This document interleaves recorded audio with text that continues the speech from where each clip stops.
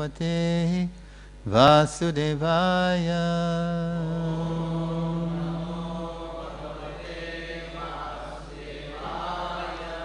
Om Namo Bhagavate Vasudevaya.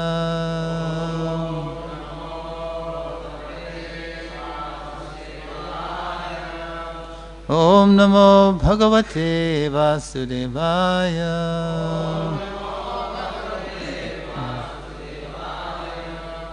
O my Lord, Shri Kṛṣṇa, son of Vasudeva, O all-pervading personality of Godhead, I offer my respectful obeisances unto you.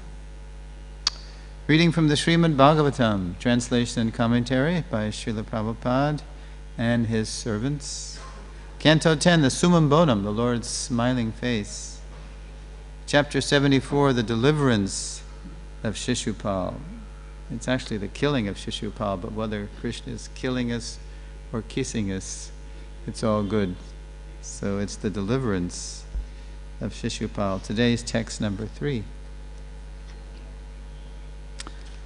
Saha bhavān aravinda-akṣaḥ dīnānām īśa-māninām dhatte anuśāsanam bhūman tat atyanta-viḍambanam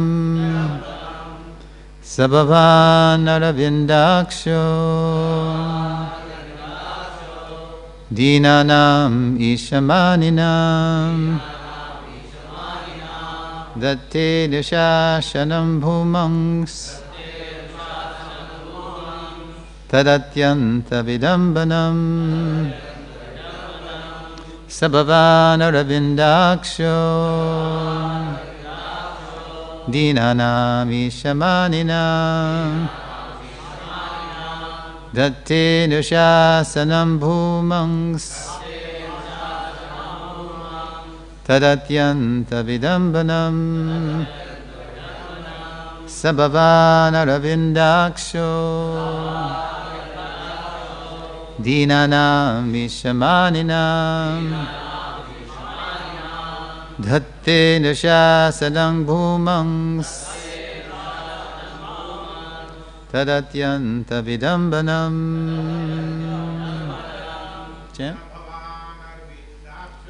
bhavān aravinda-akṣo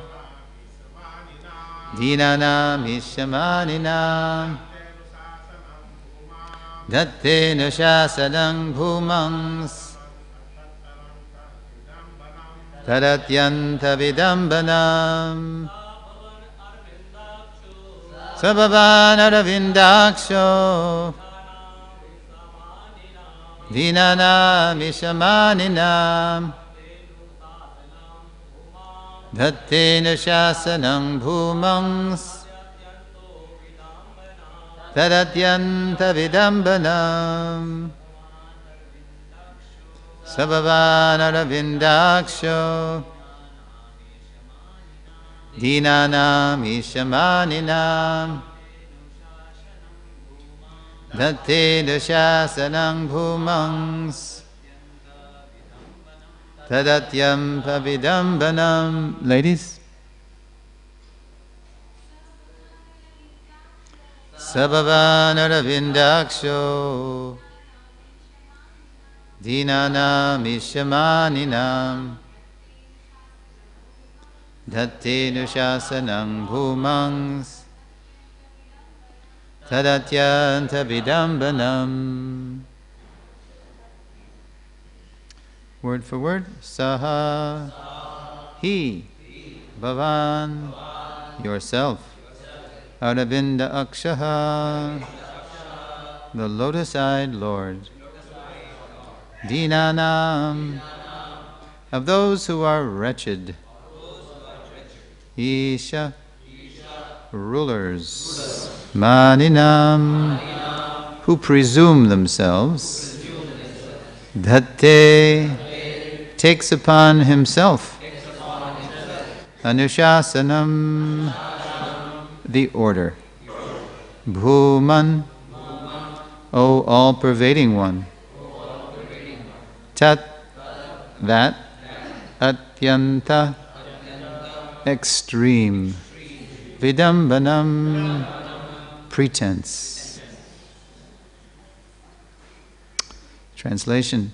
This is Yudhiṣṭhira Maharaj continuing to address Lord Kṛṣṇa. That you, the lotus-eyed Supreme Lord, accept the orders of wretched fools who presume themselves rulers is a great pretense on your part, O all-pervading one. Please repeat. That you, the lotus-eyed Supreme Lord, accept the orders of wretched fools who presume themselves rulers is a great pretense on your part, O all-pervading one. Purport. Śrīla Prabhupada writes, Yudhiṣṭhira said, O Kṛṣṇa, you are unlimited. And although we sometimes think of ourselves as royal kings and rulers of the world and become puffed up over our paltry positions, we are very poor in heart. Actually, we are fit to be punished by you, but the wonder is that instead of punishing us, you so kindly and mercifully accept our orders and carry them out properly. Others are very surprised that your Lordship can play the part of an ordinary human, but we can understand that you are performing these activities just like a dramatic artist. Om Jnana Timirandasya Jnananjana Shalakaya Chakshurun Militam Jena Tasmai Shri Gurave Namaha. I was born in the darkest ignorance, and my spiritual master is opening my eyes with the torchlight of knowledge. I offer my respectful obeisances unto him. The first thing that struck me about the purport was that once again the servants of Śrīla Prabhupada repeated how Prabhupada paraphrased the verse in Kṛṣṇa book, because this is 10th canto. Śrīla Prabhupada amazingly stopped his translation work in 1969 to give us 2 essential books, because he didn't know how long he had to live. So as he was translating, he was thinking, well, I better give them these books before I leave. I don't know how long I have here. So he stopped and he translated Bhakti Rasamrita Sindhu as Nectar of Devotion. And he gave us the 10th canto of Srimad Bhagavatam as the Kṛṣṇa book, Kṛṣṇa, the Supreme Personality of Godhead. And he did it in such a way that even though it's the 10th canto, the Lord's smiling face, and Prabhupada, as you know, says we have to go through these cantos systematically, so by the time we get to the Lord's smiling face, we don't mistake that smile for the smile of some ordinary man. Right? So Prabhupada wrote that Kṛṣṇa book in such a way that even though it's Kṛṣṇa Lila, you can't misunderstand it, because he couches all the Lila in such beautiful philosophy, and it's so artfully done. It's not, the Leela isn't disturbed by the philosophical commentary, but it's woven. It's a sandarbha. It's a weaving so nicely that it's very pleasing. But here we are at the 10th canto, and so what have the servants done? They say, well, listen to how Prabhupada translated. And it's interesting that not only did they cite it, they must have cited it for this reason, I'm thinking. It's because Prabhupada's rendition of the verse is an enrichment of the verse. And this is Prabhupada's style. Scholars very often, not very often, but some scholars who are literalists and, picayune grammarians, sometimes they don't like Prabhupada's translations, because Prabhupada very often he gives you more than what's in the Sanskrit. right? But he does that for a reason. He does it so that we don't get distracted by so many speculations or detours into karma, jnana, and yoga. Like in the Gita, I think it's chapter 8, text 9. Kaving Puranam Manushasataram Anoraniyang Samadusparedyaha Sarvasya Dhataram Achintya Rupam Aditya Varnang Tamasak Parastad. One should meditate on the Supreme Person as one who is the oldest, the controller, etc., etc. You know. And then it says at the end of the verse, Prabhupada writes, and who was always a person. That's not in the Sanskrit. But everything in the Sanskrit points to that. So Prabhupada doesn't want us to get misled because his mission is nirvishesha shunyavadi. The whole Kali Yuga is full of impersonalism and voidism. He's doing some what we call affirmative action here. He's making a corrective, he's correcting the course. So similarly here, look at yesterday, Yudhiṣṭhira began addressing Kṛṣṇa by saying, this is the verse, all the exalted spiritual masters of the three worlds, together with the inhabitants of the rulers of the various planets, carry on their heads your command, which is rarely obtained. And then the servants put the enrichment in. Their whole purport is simply Prabhupada's enrichment. Quote, this is how Prabhupada enriched the same verse. Quote, my dear Kṛṣṇa, O eternal form of bliss and knowledge, all the exalted directors of the affairs of this material world, including Lord Brahma, Lord Shiva, and King Indra, are always anxious to receive and carry out orders from you. And whenever they are fortunate enough to receive such orders, they immediately take them and keep them in their hearts. Now it's extraordinary. Those are the people Yudhiṣṭhira, on the one hand, he's saying, yes, these devas, these administrators of the world, of the universe, they gladly look forward to your orders. And now listen to the mood in the very next verse. He's like going another way. He's saying, that you, the lotus-eyed Supreme Lord, accept the orders of wretched fools. Now these are people who are eager to take the orders on their heads. But the humility of Yudhiṣṭhira, thinking himself to be the wretched fool, the dīna, who presume themselves rulers because now he's getting ready to be installed, right, as the emperor. This is the Rajasuya. This is the lead-up, the run-up to the Rajasuya. Who presume themselves rulers is a great pretense on your part. It's a big act. O all-pervading one. And this really reminded me of Yudhiṣṭhira's mother, Kunti. Yudhiṣṭhira is the son of Dharmaraj and Kunti. In those beautiful prayers by Kunti Rani, Queen Kunti, you have this Nalakshase mudadrisha nato nat yadaro yata. The fools, they can't recognize you. Foolish people can't, because you're acting just like a human being. As a player is not recognized, right? As an actor is not recognized when he's acting as a player. Yeah. So, yeah. So orders. When I was reading the first three verses over again, and then today's verse, again, the word orders. Why does Kṛṣṇa accept the orders? He doesn't accept anybody's orders, right? But it's out of love.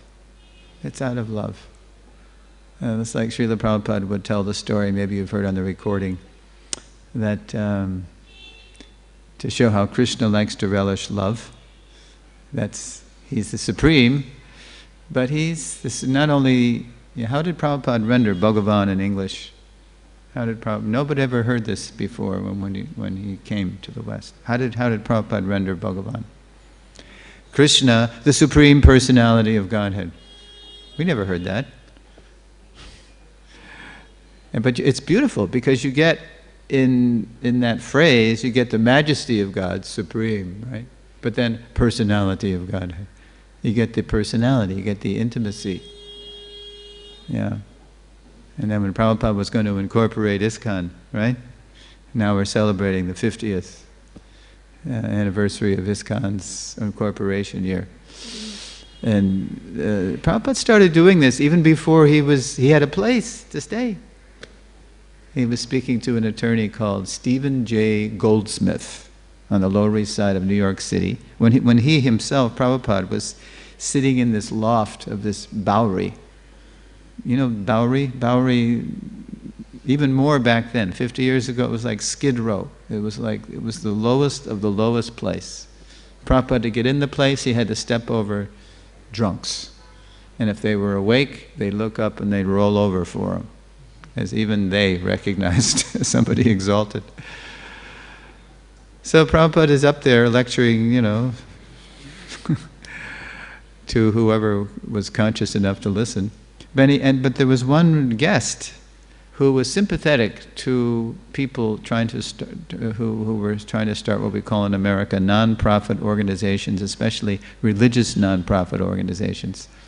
So he was drawing up the papers with Mr. Goldsmith, and he was telling Mr. Goldsmith, I want to call this the International Society for Kṛṣṇa Consciousness.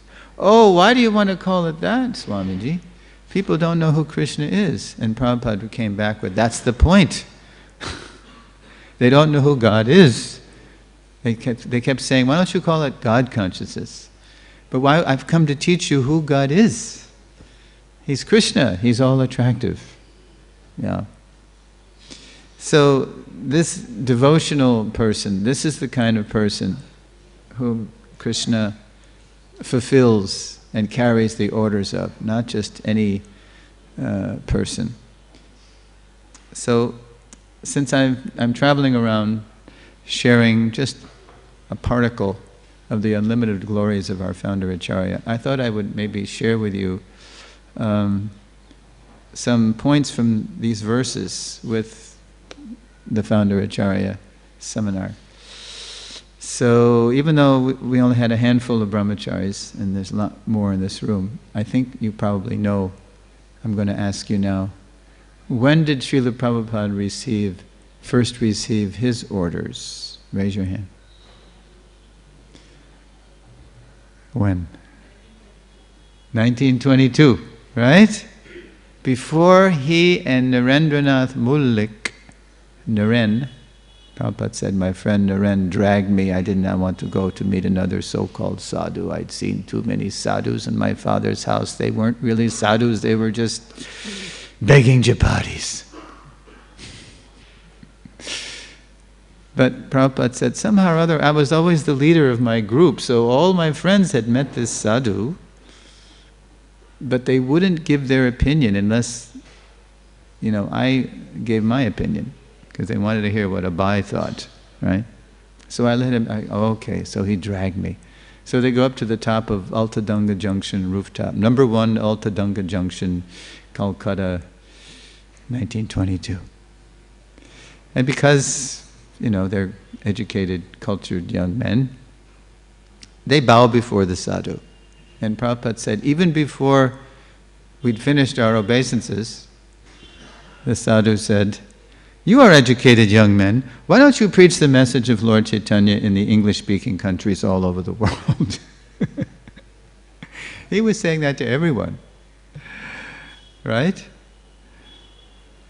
But then Prabhupada said later, but he found something in me. What did he find? Well, first of all, what the Thakur, Srila Bhaktisiddhanta, found was somebody who was not going to accept that blindly, because what did Prabhupada, what did young Abai say? What did he say when he was asked to do that? Yeah. Who will listen to us? We're a captive nation. We're still under the boot of the British Raj. The Brits have been here since 1757 or whatever that battle was. Yeah. Who will listen to us?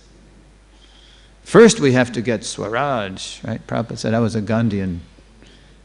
I was wearing khadi like Gandhi, and I had boycotted we were boycotting all things British, including his diploma. He passed his exams, but he boycotted the diploma, which is pretty bold. So then what did the sadhu reply?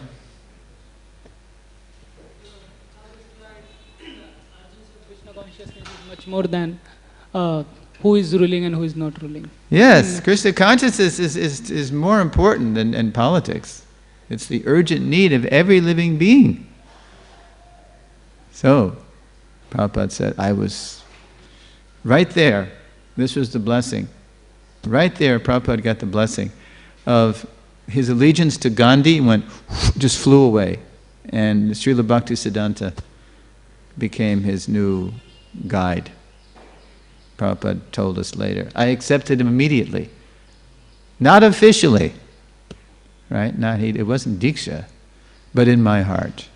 Immediately, he accepted Saraswati Thakur as his Guru Maharaj. So for that change of heart,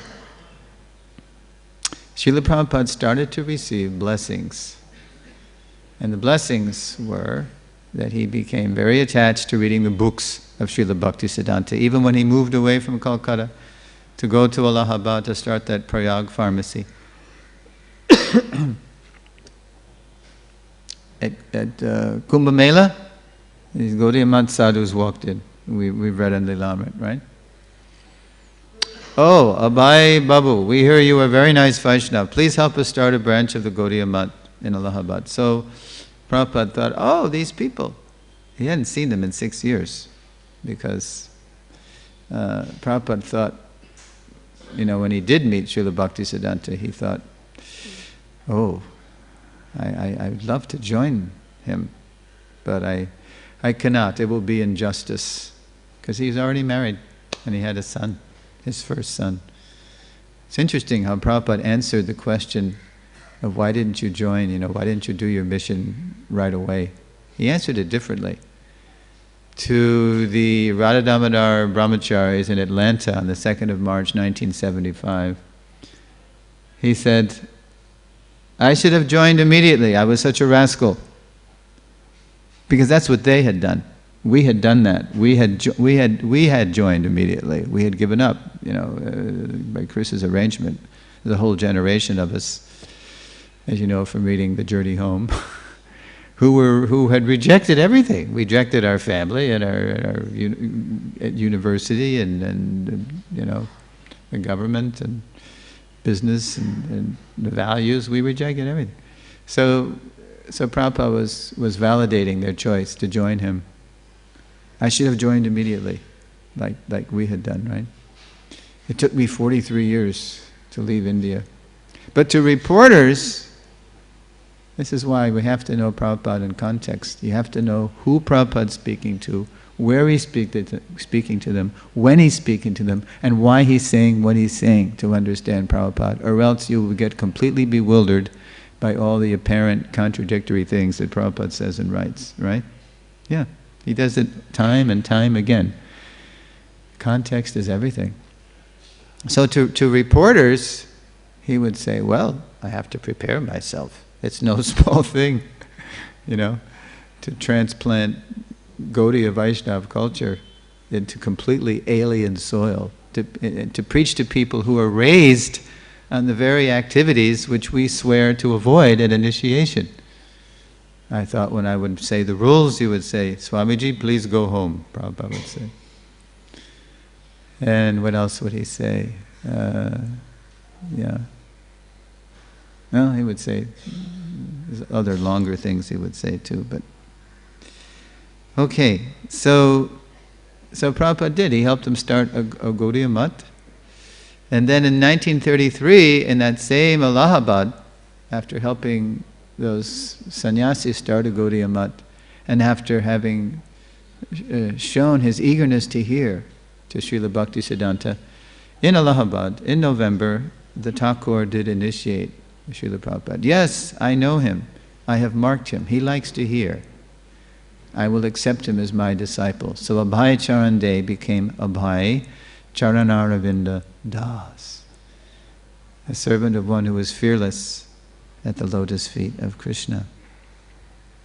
A couple of years later, it was 1935, and it was actually getting close to the end of Srila Bhaktisiddhanta's manifest pastimes. Prabhupada would tell us, Guru Maharaj left early. He was disappointed. He was discouraged of the way the mission was going. Yeah. But in 35, even as he was getting discouraged, he noticed at least one person amongst his, we read in Srila Bhaktisiddhanta Vaibhav that the Thakur initiated 60,000 disciples. I never heard that. This is what Bhakti Vikas Swami researched and found. At least Harinam Diksha. I don't know if that was, or Harinam, I don't know if it was Gayatri Diksha. So, 3 blessings. Because since initiation, especially, the desire to preach and to fulfill the orders of Srila Bhaktisiddhanta, who was encouraging all his educated disciples to become proficient in English, and written and spoken English, and go to the Western countries. In 33, they had tried that. That very year, Srila Bhaktisiddhanta, the crowning glory of the Gaudiya mission was when he sent those sannyasis to the West to preach. Bhakti Saranga Maharaj and Bhan Maharaj and Samvedananda Prabhu, I think, or such, forget his name. Sadananda, the German godbrother of Prabhupada's. And they had not had such much results, so they were recalled by Srila Bhaktisiddhanta. So in 1935, in February, it was the occasion of Srila Bhaktisiddhanta's Avirbhav, his appearance in February. It's coming up soon. It didn't happen yet, did it? No. Okay. It's getting close. So in February, by 1934, Śrīla Prabhupada had left Allahabad and he was in Bombay. He was right here. He was trying to... His business didn't do well in Allahabad. He was so generous with his debtors that he had spread himself too thin. And he wasn't able to pay his own bills. He was getting supplied by his former boss in Calcutta, Kartik Chandra Bose. Dr. Bose was supplying him pharmaceuticals wholesale, and then he was retailing them at Prayag Pharmacy. But the accounts were way behind. They weren't paying him, so he couldn't pay his bills. So to get his former employee out of debt, Kartik Bose, he just took over the business, and he assumed the debt. And he, got on the case of the debtors. So Prabhupada was relieved of the debt, but he didn't have any more business. So what he did, before he came to Bombay, he started a little pharmaceutical works, just enough to provide income for his family. He left his family in Allahabad, and he came here along with a brother of his, and their wish was to start something in Bombay, start producing and selling pharmaceuticals, because this is where it's all happening in the big city. Because Prabhupada, he couldn't join Srila Bhaktisiddhanta immediately, but there had been a prophecy, right, a prediction by an astrologer that he would, by the stars and by his palm, he was supposed to be rich, right? Another Birla, another Tata, another Dalmia, another Ford, another Rockefeller. Prabhupada would always use Ford and Rockefeller when he was preaching to us in America. So he thought, well, okay, then I will become a rich man, and then when the family business is finished, I will use my accumulated wealth to do the mission. But Kṛṣṇa didn't agree to fulfill that desire the way Prabhupada thought. He made Prabhupada rich another way later. So in February 35, after helping 2 more Gaudiya Math sannyasis launch the Bombay Gaudiya Math, he wasn't doing so well in business in Bombay, but again he bumped into the Gaudiya Math people, and he helped them launch Bombay Gaudiya Math. So he was selected on the evening of the appearance anniversary of Srila Bhaktisiddhanta Saraswati Thakur to give the Vyas Puja address. And this address was printed every year in the BBT Vyasa Puja book. Used to be. It was called The Universal Teacher.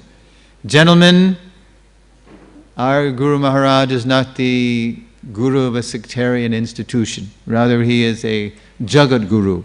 He is a universal teacher. And it was praising the Thakur on and on and on. And it was pleasing when the address was given to Srila Bhaktisiddhanta later. That was very well received by his Guru Maharaj. But he was more impressed by the poem that Śrīla Prabhupada wrote. Adore, adore ye that holy day, blessed than heaven, sweeter than May. When he appeared at Puri, that holy place, my Lord and Master, his divine grace. And we all know the stanza that pleased him most. Do you know the stanza that pleased Srila Bhaktisiddhanta most? Absolute? Sentient. What does that mean? Yes, you can sense, you can perceive, you can feel. Absolute is sentient. Thou hast proved. Thou hast.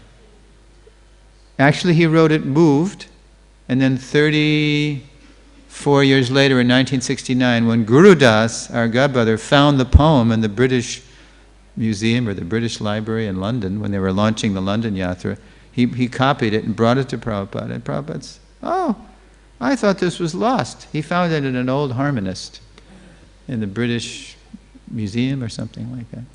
So Prabhupada read the poem again, 34 years later.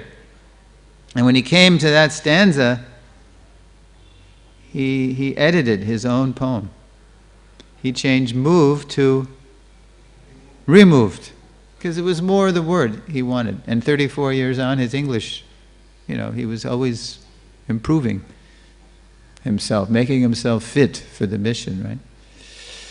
So Srila Bhaktisiddhanta, the blessing, he would show that poem to his guests. Just see how my disciple knows my mission, knows my heart, knows my mind. And he told the editor of the Harmonist what? Whatever he writes, print it. And immediately, all the godbrothers know that, whoa, this Abhay Babu, he's actually very dear to Guru Maharaj. Yeah. So that was blessing 1. This is just major. Blessing 2, July. Srila Bhaktisiddhanta comes to Bombay, just like he had come to Allahabad and initiated Prabhupada in 33. Pleased that this young man likes to hear. So Srila Bhaktisiddhanta came to the Bombay Gaudiya Math, and he said, very nice. He told Bhakti Saranga Maharaj, yeah, this is very nice. Very clean, a lot of preaching, a lot of your publishing, a lot of guests. So what did Bhakti Saranga Maharaj say? Actually, it is due to Abhay Babu. His organizational skills, his preaching spirit, people love his bhajans. He should be president. He should be president of the Bombay Gaudiya Math. And you know what Srila Bhaktisiddhanta said? What did he say? Do you know? There is no need to recommend him. It is better he's living outside your company. This is July 35. The Thakur disappeared on, New Year's morning, 37.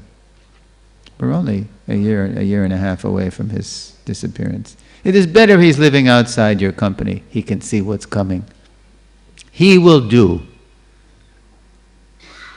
He will do everything himself. Now Prabhupada heard that comment. He wasn't there, but he heard later on, he will do everything myself? What does that mean? And then later on, he told us on January 12th, 77, it was in Allahabad, on a train. He said, now I understand. That was his blessing. He expected that I could do something. Otherwise, I had no qualification. But it was his blessing. Yeah. So that blessing was like a prophecy. He will do everything himself. You don't have to recommend him. It is better he's living outside your company. And then that kind of prophecy turned into a warning, grave blessing in November at Radha Kund, right? Brajmandal Parikrama. And now it's only 14 months, 13, 14 months till this Thakur is going to leave. So, you've seen the painting perhaps, Lilamrit. Prabhupada is walking with his Guru Maharaj, and he's got his little son beside him, his first son. I think it was Mathura Mohan. And Srila Bhaktisanta is confiding in him now. Agunjvalbe, there'll be fire in the mutt. The fire of dissension will spread and destroy. This Bagbazar temple with a marble, it's this marble palace that this Jagabandhu has built for us in Calcutta, the headquarters.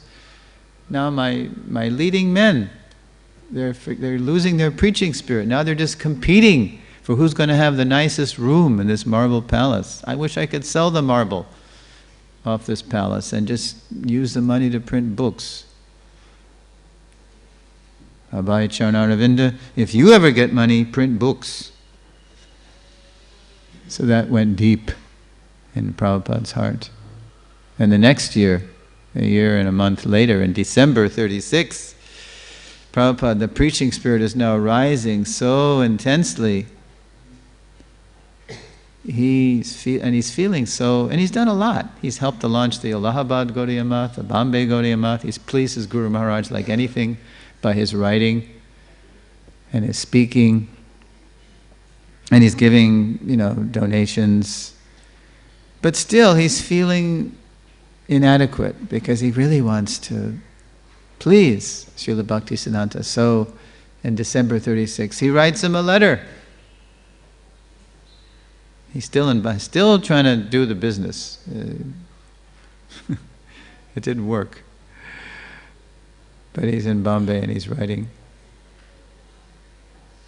I'm a householder. Sometimes I help financially and I do what I can, but I can't do much. You have so many leading sannyasis, and please, is there something more I can do?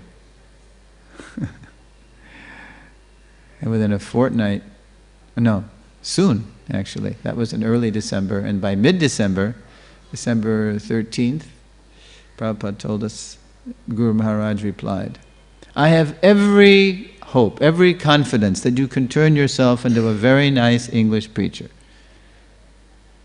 So you do that, and you go preach in the Western countries. And this will be good for you and for all who hear you. Now, immediately Prabhupada recognized this as an echo of what the seed of the order he got when he first bowed down in 22. But now, Srila Bhaktisiddhanta, this isn't just a generic order. Now he's seen that here's somebody here's the one who can do it.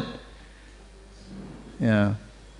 Years later, when His Holiness Bhakti Rakshak Sridhar Maharaj was visiting Prabhupada in Mayapur in 76, Harishari Prabhu talks about this because he wrote those diaries. So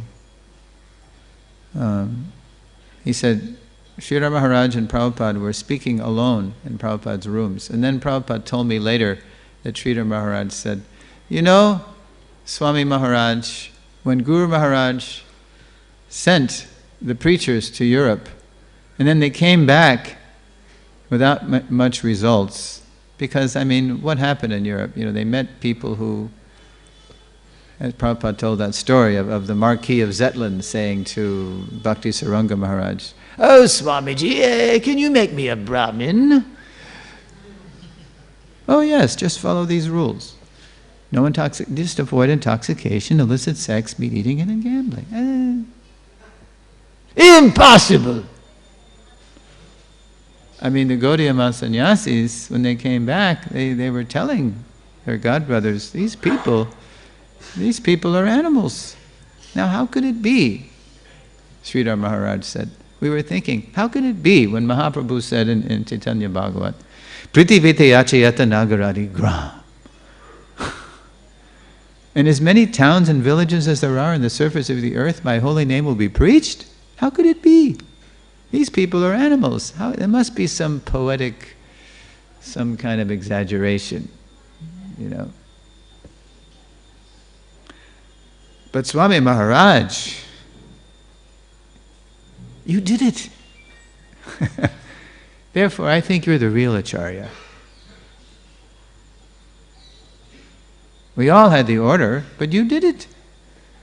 That was very nice. Appreciation.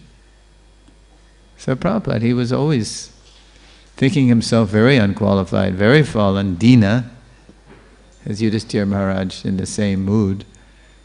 But why? Because, why did Kṛṣṇa let him do that? Because he's completely surrendered. Even before, we know, we've heard, when Śrīla Prabhupada, while he was coming, while he was writing, you know, Prabhupada was always looking for some signs, always looking from his Guru Maharaj and Kṛṣṇa. So after Prabhupada took sannyas in 59 from Bhakti Pragyan Keshav Maharaj at the Keshavji Gaudiya Math on September 17th, 1959, and then shortly thereafter, Prabhupada is still trying to do back to Godhead, right?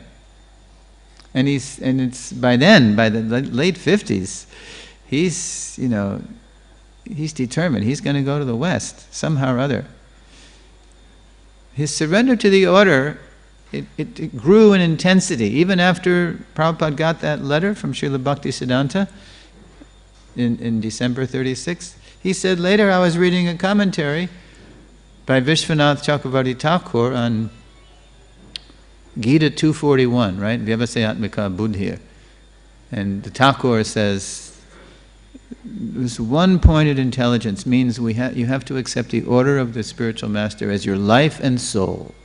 So that hit Prabhupada like a shot. I actually have to do this. I have to go to the West and preach. Oh, it really struck him. So Prabhupada, after he took sannyas, he said he met two people, one librarian and one army captain, and they both told him the same thing. And after he heard it the second time, he took it that his Guru Maharaj was speaking to him through these people. And what they said was, you know, you're trying to do this magazine, but people easily throw away magazines. Why don't you write books?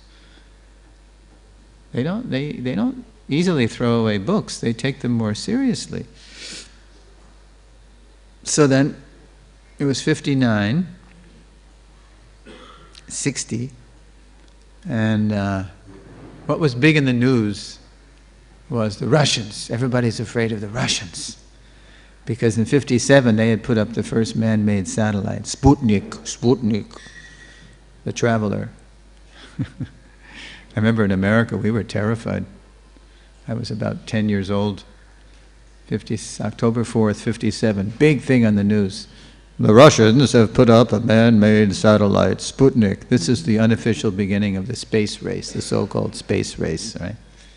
We became oh, the Russians are going to shoot missiles at us down from outer space. You know. So everybody's paying a lot of attention to what Russian scientists are saying. So there was an article in the paper, Prabhupada saw this in the news, that Russian scientists have discovered antimatter. So Prabhupada took the occasion, he saw that, to tell the world what really was the opposite of matter was spirit. And he serialized it first in BTG, and then he came out with a book, Easy Journey to Other Planets. And he calls the soul the anti-material particle, and he calls the kingdom of God the anti-material planetary systems. This is how to preach to the scientists. And before he published it, he sent the manuscript around to theistic scientists, favorable scientists, and he published it with favorable scientific reviews. They're very smart, very intelligent. Prabhupada did that. And Prabhupada must have remembered that before Srila Bhaktisiddhanta would send those sannyasi preachers to Europe, he insisted they have a book. And so he wouldn't let them go until this Professor Sanyal, disciple of his, wrote this, Sri Krishna Chaitanya. It was a book of sufficient sophistication and gravity that the Europeans would take it seriously. It was about Lord Chaitanya's life and teachings. So Prabhupada, he must have thought, if I'm actually going to go to the West, then I need a book too. So then he began his magnum opus, his great work, his translation and commentary on Srimad Bhagavatam. And he was living in Delhi and going to Vrindavan for inspiration. But then Gaurachan Goswami at Radha Damodar said, oh, you're writing the Bhagavatam commentary, well, why don't you live in Vrindavan? This is the place for inspiration to glorify Krishna. You know, here at the Radha Damodar temple, I have a couple of rooms here that are dilapidated, they're in disrepair. If you can somehow raise the funds to fix them up, I will let you live here, just give what you want. So Prabhupada, somehow or other, even though he was an impoverished sannyasi, using every rupee and pice to publish BTG, not even having proper cloth or meals, somehow he raised 5,000 rupees, which was a pretty good sum in those days. And he fixed up 2 rooms, the 2 rooms that are still in our supervision, care.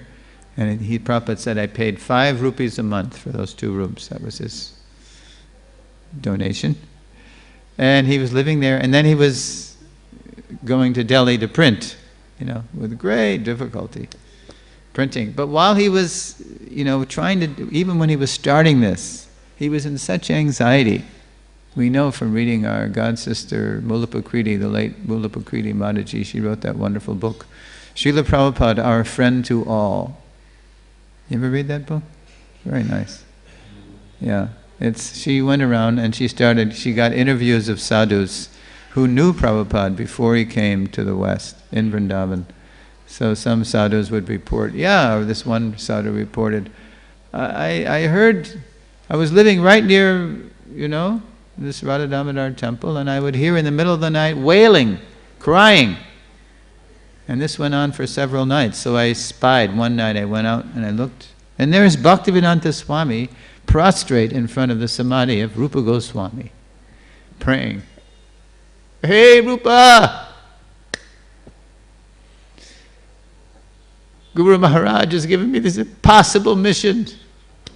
How to do it?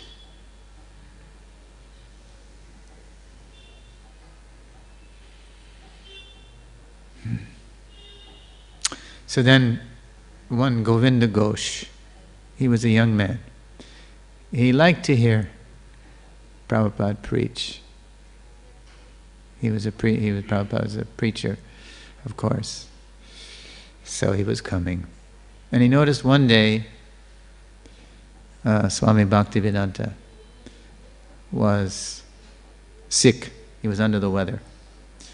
And then the next day he came, and he was all better. Oh, Swami, Maharaj, you're all better. Yes, I have gotten blessings of my Guru Maharaj. He came to me. He said he had a visitation from Srila Bhaktisiddhanta. It wasn't a dream, it was more than a dream, it was actually a visitation. Now, don't worry, you can write. You write commentary like Baladev, Vishwanath. You can do it. I bless you. And then Prabhupada told Govinda Ghosh, another time I came, I forget exactly the details of this one, but he said, Rupa and Sanatan Goswamis came to encourage him. You can do this. So because Prabhupada had surrendered to the order, they were fulfilling his desire. Yeah. And I'll end with this. How Lord Chaitanya, I'll end with this.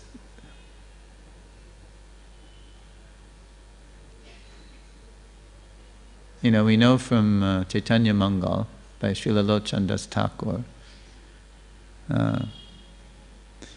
that Narada Muni was really worried right? What are we going to do, Lord? He's saying to Lord Chaitanya about this Kali Yuga. It's going to be, he can see, he's Trikala guy. He can see what's coming. He can see Bollywood. Maybe he saw Bollywood, how bad that would be, right? Kali Yuga is so bad. It's going to be so bad. What to do? Don't worry. I will send more Senapati Bhakta. I will send my military field commander to turn the atheists into theists, to turn the sinners into saints, right? Don't worry. So Lord Chaitanya, all along, he was making these arrangements in the stage of world history. But then just before Prabhupada came, in those early 60s when Prabhupada was at Radha Damodar temple in Vrindavan and Seva Kunj, Lord Chaitanya was making some finishing touches on the stage of world history. He was making some,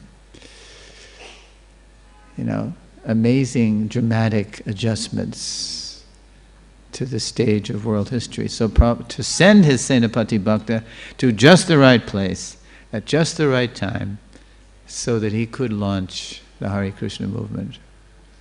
And the first arrangement he made was a religious arrangement. From 1961 to 1965, there was a big Roman Catholic conference called it came to be called Vatican II, the Second Vatican Council, because it was a very popular pope, similar to today's pope, who was kind of a reform pope, trying to clean up the church and make it more relevant and purified. So it was Pope John the 23rd. And what came out, and he died in office in 63. Luckily his successor continued the conference. So in 65, the very year that Prabhupada went to the West, they came out with these resolutions, like we have GBC resolutions every year. So the resolution that was most relevant for Prabhupada's mission, it said that, now I'm paraphrasing now, but the idea is that God's grace can manifest in many ways, through many traditions. The Catholic Church for the first time was dropping its claim of exclusivity. It was no longer true that if you weren't a card-carrying Roman Catholic, that you were necessarily going to hell. Thank you very much. Yeah, this gave very subtle but powerful psychological permission for Roman Catholics worldwide, and there are a significant number of them, to look at other teachings. So there's a whole generation of us. We started to look to the East for truth. We were reading the Buddha, right? Vedas. We're reading books, Siddhartha, Journey to the East, Autobiography of a Yogi, Paramhans Yoganand, right? So that was a religious adjustment. A political adjustment. Lord Chaitanya arranged that for the first time in 20 years in the United States of America, ever since World War II, the United States Immigration and Naturalization Service, from 45 to 65, they weren't allowing Asians in the country. Just like today, this whole to-do about terrorism, and then somebody running for president is saying, we shouldn't allow any more Muslims in America. So there's a similar kind of isolationist. I guess because Japan was our adversary in World War II, we wouldn't let any Asian, just all Asians in. But then in 65, they relaxed that. And that began the coming of Indian people to the West. And now they're the most successful immigrants in America. Right? So that was an arrangement of Lord Chaitanya. But the biggest arrangement, the biggest way that Lord Chaitanya helped Prabhupada fulfill the orders of Srila Bhaktisiddhanta was that he gave Prabhupada an audience. Prabhupada didn't have an audience in India. Prabhupada said, in India I was crying alone in the wilderness. Nobody cared about what I was preaching. Nobody cared that I wanted to start a spiritual revolution. Nobody cared. Nehru was taking India, completely betraying Gandhi. Gandhi wanted India to be more like Varnashram, the village, self-sufficient. Produce only what you need, use only what you produce. That was the Gandhi Prabhupada liked. Spin your own cloth. Didn't want India to be dependent on, Western technology. But Prabhupada told us Nehru betrayed him. He just wants whole hog, industrial.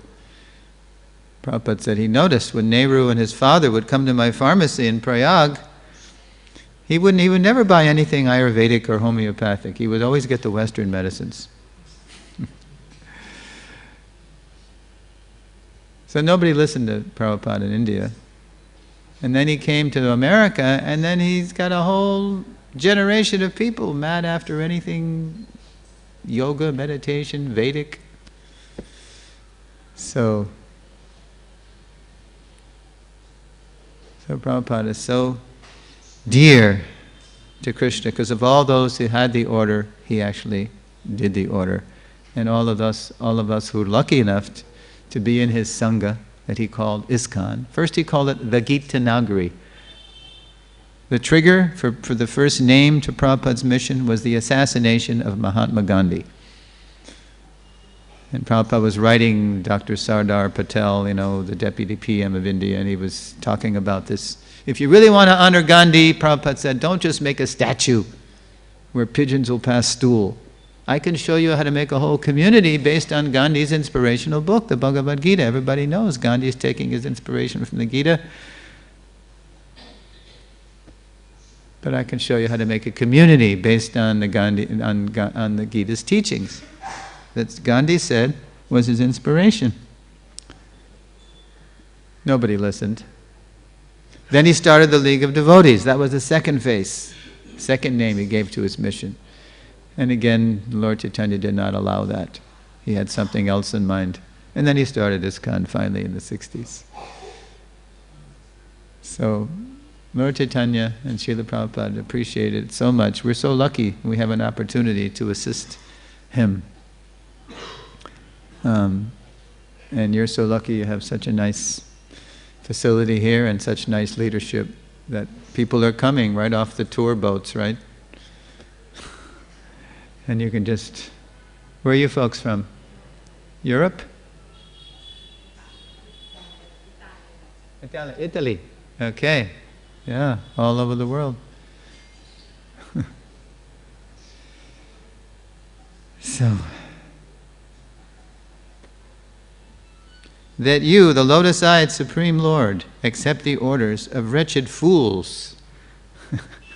Who am I to be sitting here? In 1965, I was just a rabid teenager. No interest in anything except sense gratification. Yeah. Wretched fools who presume themselves rulers. I presume I'm a devotee? Come on. Forget it. I'm just a mercy case of Prabhupada. Prabhupada Kripa.